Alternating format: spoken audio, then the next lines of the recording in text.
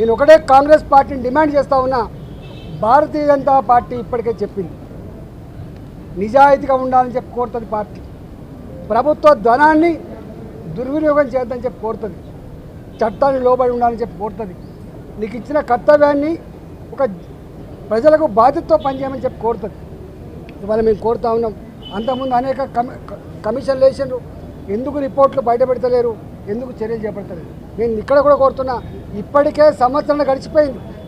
త్వరగా ఈ రిపోర్ట్ను బయటపెట్టండి. త్వరగా నిజంగా ఎవరు బాధ్యులవుతారో వాళ్ళ మీద చర్యలు తీసుకోవాలి తప్ప మీరు తాత్సారం చేసి బట్టగాల్చి మీదేసి వాటికి రాజకీయ పంపం కట్టుకుంటా అంటే నిన్ను వదిలిపెట్టే ప్రసక్తి లేదు. తెలంగాణ సమాజం నిశ్చితంగా గమనిస్తూ ఉంది. నువ్వు ఏ ఆరోపణలు చేస్తూ ఉన్నావో, ఏ మాటలు మాట్లాడుతున్నావో, ఇవాళ ఆ మాటలకు కట్టుబడి, ఆ ఆరోపణలకు కట్టుబడి రేపు ఆ రిపోర్ట్ను బయటపెట్టు. రిపోర్ట్లో ఏం నష్టం జరిగిందో, ఎన్ని వేల కోట్ల రూపాయలు దుర్వినియోగం జరిగిందో, దానికి కారకులు ఎవరో, తప్పకుండా దోషులు ఎవరో శిక్షించకపోతే నిన్ను ప్రజాక్షేత్రంలో నీకు శిక్ష తప్పదని చెప్పి కాంగ్రెస్ పార్టీ హెచ్చరిస్తాం.